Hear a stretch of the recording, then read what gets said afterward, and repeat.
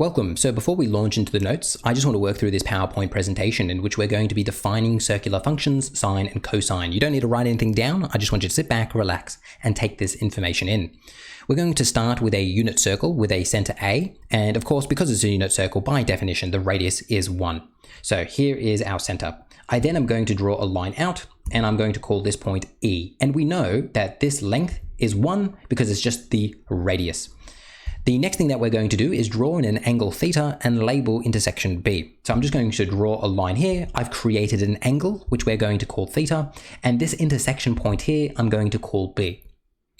Now we're going to ask ourselves a question. What is the length of AB? So what is this length going to be? Well, it's clearly just the radius, and I know that the radius of a unit circle is 1. So that is just 1. The next thing that we're going to do is draw a line from B to AE, perpendicular to AE, and then label that intersection C. So I'm going to draw a line straight down from B, label this C, and as you can see, it's very important that this line is perpendicular to each other because we've created a right angle triangle, which is going to be very important for what we do next because we're going to be figuring out what sine of theta is. So remember, sine is SOHCAHTOA, so it's opposite over hypotenuse. So sine of theta, well, what's opposite to this angle? It's over here, and hypotenuse is over here. So let's see if we can identify what the opposite and hypotenuse is going to be. Well, my opposite is just the line BC, and my hypotenuse is the line BA. So let's put that in. So we've got BC for my opposite, and then AB for my hypotenuse. Now, can I say something specific about my hypotenuse here, the line AB? And I can. I know that AB is equal to 1 because it's a unit circle and this is just the radius. So let's rewrite it, but write it with a denominator of 1. And I know that whenever I have a numerator over a denominator of 1, my answer is just whatever the numerator is, isn't it? So BC over 1 is just BC. So that means sine of theta is just equal to BC. So the sine of theta is just equal to the length BC here. So let's put that in orange here. Sine of theta is just equal to this length right here. So let me put sine there. So sine of theta is just this length right here. It's just this vertical length. Very interesting. All right, let's continue. We're now going to find cos of theta. So SOHCAHTOA, so this is adjacent over hypotenuse. So this time I have my adjacent here because it's adjacent to that angle and my hypotenuse is there.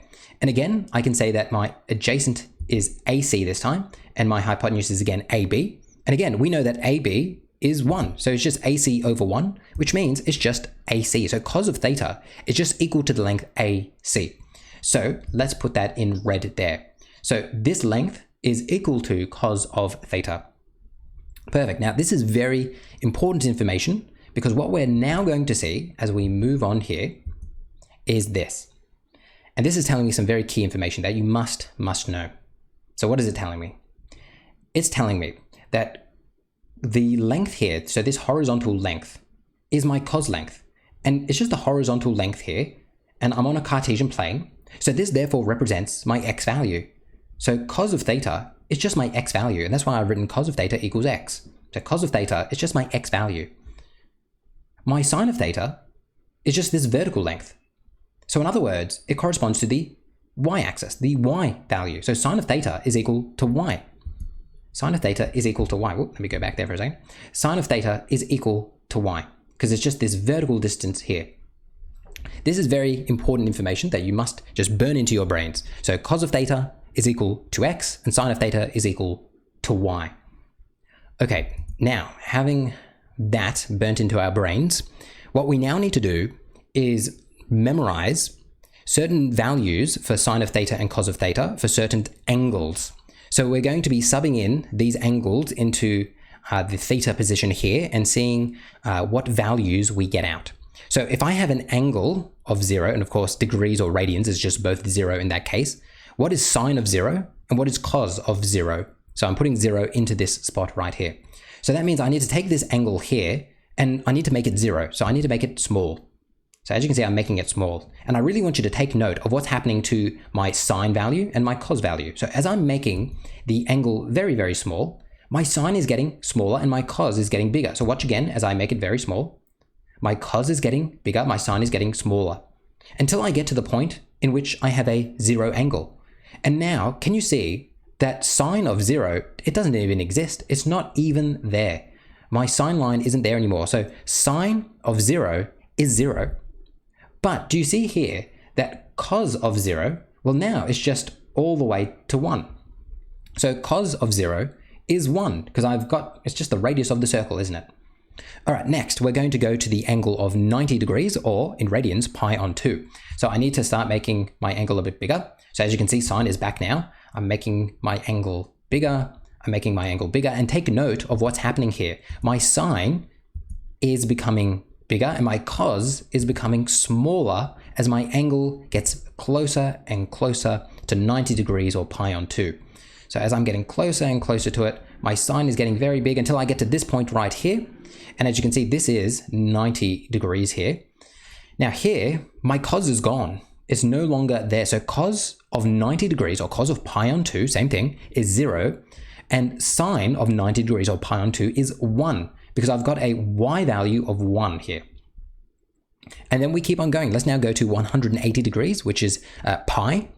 So if I now go back there and I'm now going to go to 180, excuse the poor animations, but I think they really do help us understand what's going on here. So now I'm going to all the way to 180 degrees. And as you can see, my cos is getting big again and my sine is getting small again as I'm making my way to 180 degrees or pi radians until I finally get there.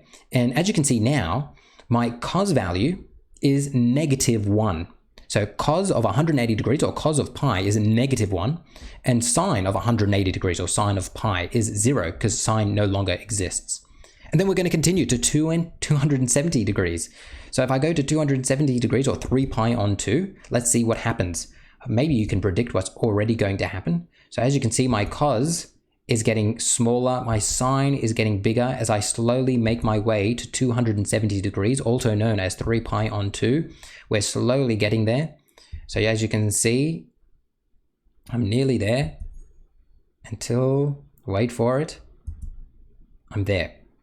So as you can see now, I have a sine of -1 and my cos is 0. So sine of 270 degrees is -1.